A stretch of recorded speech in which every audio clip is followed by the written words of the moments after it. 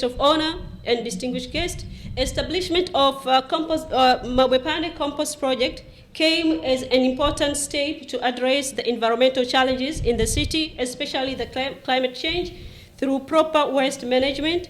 And for this reason, the Free and Hanseatic City of Hamburg itself offered itself to assisting the city of Dar es Salaam by financing the compost project as one way of reducing the challenge of waste disposal, of which the city couldn't manage. The process of construction of the compost plant began in 2013 with a visibility study conducted at Hamburg hired expert and Dar es Salaam environmental engineers led by Dr. Florent Koch, who is here today. Dr. Florent, please. Under the guidance of the gold standard of the Global Goals Organization based in Geneva, Switzerland, the feasibility study was completed in 2014 with experts approving the project to be set and implemented at this location after having met the prerequisite criteria. We still have climate change, of course. This was supposed to help with compensation of CO2 production by Hamburg, and all this is still happening. But this plant now is even more important because of the end result, the fertilizer. We have just shown what you do. We bring waste. You thought it was of no value, but this waste is of big value because it can be turned into fertilizers. And we have shortage of fertilizers, and the fertilizers which is available in Tanzania is really expensive now. This has to do with the aftermath of COVID and transportation change having been interrupted. But this has to do with the war of Russia against Ukraine as well. Shortage of fertilizer, and for farmers, difficult life. Fertilizer here is cheap and it's very good, healthy, organic fertilizer. Now, with the support of Hamburg, this factory has been established. In a true partnership, we need both sides. We just heard that the factory needs more waste. We need Takataka.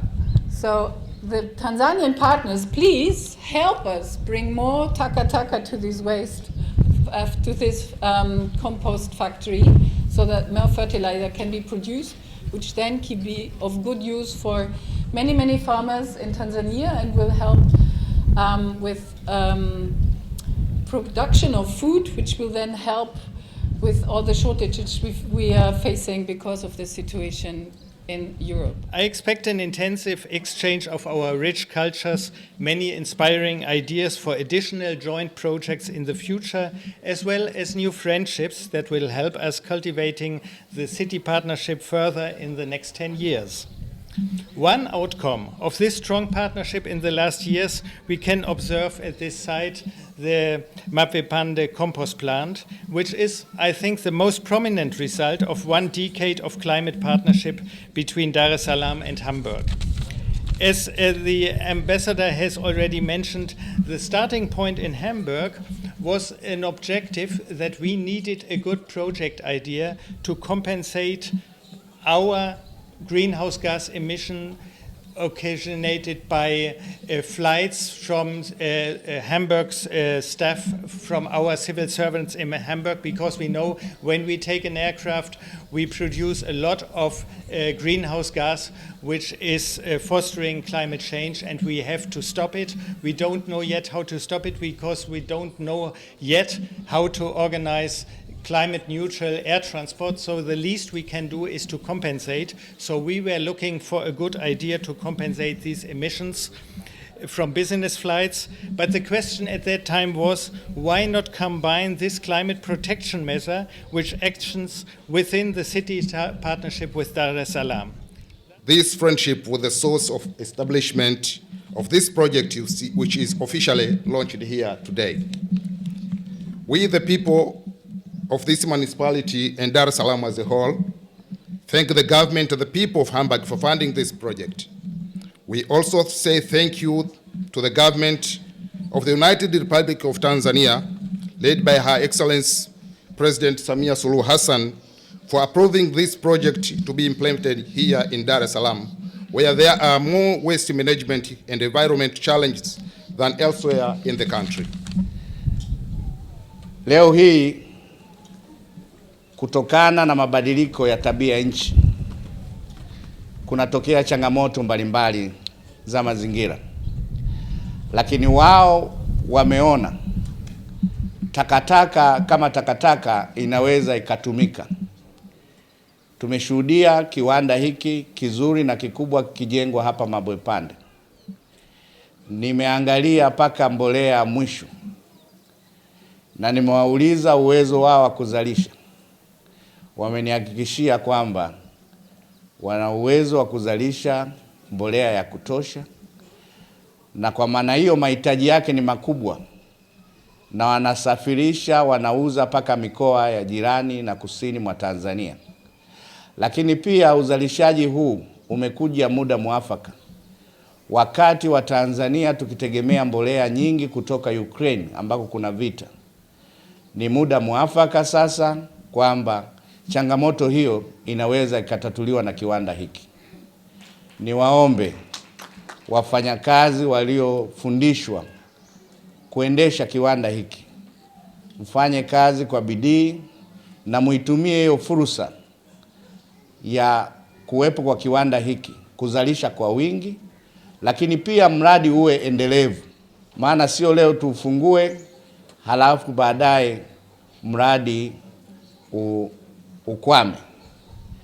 Nirudie tena, sisi ndio walengwa, wananchi wa hapa, mnaoleta malighafi, mnaoshirikiana na kiwanda hiki. Tukitunze, ni kwa ajili yenu nyinyi wenyewe, ni fursa kwenu wenyewe, na hivyo tutoe ushirikiano wa kukitunza. Niwashukuru wote waliohusika katika maandalizi ya kukijenga, kukisimamia na mpaka tumefikia hapa. Lakini pia kwa niaba ya Mheshimiwa Rais, tuwashukuru sana wenzetu wa Ujerumani kwa ushirikiano huu mkubwa, na ambao wameeleza wenyewe tutakuwa na makubaliano mengine ya kuimarisha mahusiano. Na haya hayaji hivi hivi, ni kwa sababu muongoza maono wa nchi hii Samia Suluhu Hassan, rais wetu, ana mashirikiano mazuri na nchi za nje, na kwa maana hiyo tutaendelea kushirikiana nao kutokana na historia tulionao na wenzetu hawa ambao siku ya leo wamekuja. Kwanza wamekuja Tanzania, lakini katika mkoa wa Dar es Salaam, na hatimaye wapo hapa Kinondoni kwa ajili ya kuzindua rasmi kiwanda cha kuchakata takataka kuwa mbolea. Kiwanda hiki ambacho kimejengwa kwa thamani ya zaidi ya shilingi bilioni 6 za Kitanzania. Fedha hizi 99.9% zimetolewa na serikali ya Ujerumani kupitia ushirikiano wa mashirikiano na mahusiano ya majiji mawili, jiji la Dar es Salaam na jiji la Hamburg. Kwa hiyo mimi mwenyewe kama meya, kabla sijawa meya, nilikuwa sehemu ya ujumbe uliokwenda Ujerumani na tukasaini MOU, yani makubaliano ya kuanzisha kujenga kiwanda hiki hapa Dar es Salaam. Leo ninafurahi, kazi ambayo tuliiomba, tuliipigania zaidi ya miaka 6 iliyopita, leo imezaa matunda. Kiwanda kimeanza, na kiwanda hiki kitakuwa sasa ni suluhisho la changamoto ya takataka ndani ya jiji la Dar es Salaam. Takataka zote zile ambazo zinatokana na vyakula, sisi tunasema zile taka sasa ni mali, zitakusanywa na zitaletwa hapa, zitachakatwa na kubadilishwa kuwa mbolea ambayo itakuwa haina sumu. Kwa hiyo sasa niwaombe wananchi, niwaombe wakulima, katika kipindi hiki ambacho dunia nzima iko kwenye uhaba wa mbolea, suluhisho la mbolea limekwisha patikana ndani ya manispaa yetu ya Kinondoni. Mbolea hii tutaitengeneza na tutaiuza kwa bei rahisi, na itakuwa haina sumu, kwa maana haina kemikali. Kwa hiyo niwaombe wananchi sasa wajitokeze, waje hapa. Niendelee kuwashukuru wenzetu kutoka Ujerumani kwa msaada huu na ushirikiano ambao wameendelea kutupa, na mshirikiano mwingine mkubwa ambao wametupa, tutaendelea kuwa hapa na timu ya wataalamu kutoka Ujerumani kwa zaidi ya mwaka mmoja, wakiangalia na kuwafundisha wataalamu wetu namna ya kumanage hiki kiwanda. kipo chini manispaa na kinaongozwa na kampuni ambayo inaubia na manispaa yetu kama ambao umesikia pamoja ilivyozungumza, lakini ni hatua moja kubwa sana kwanza katika kuelekea kusafisha wilaya yetu ya Kinondoni, kwa sababu sasa takataka zitakuwa zinahitajika eneo hili, na sisi ni kwamba jinsi tunavyozidi kuendelea ndio ambao tuongeza uwezo wa kiwanda hiki kupitia manispaa ya Kinondoni. Msakimea amejipanga pamoja na mheshimiwa madiwani na mkurugenzi, na sisi tutasimamia kuhakikisha kwamba kinakuwa siku hadi siku ili takataka sasa ziweze kuja hapa, zitakuwa ni mali.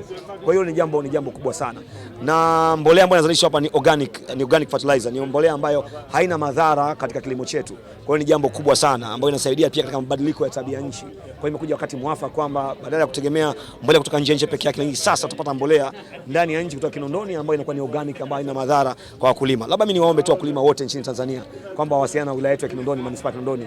Hii ni sehemu ambayo watapata mbolea ambayo ni bora, haina madhara kwa ajili ya kilimo cha aina yoyote ile, kwa sababu hii ni organic fertilizer na ambayo itaweza kusaidia sana katika kilimo chetu katika nchi ya Tanzania. Kwa hiyo nawakaribisha waweze kuwasiliana na sisi Kinondoni waweze kupata mbolea bora zaidi.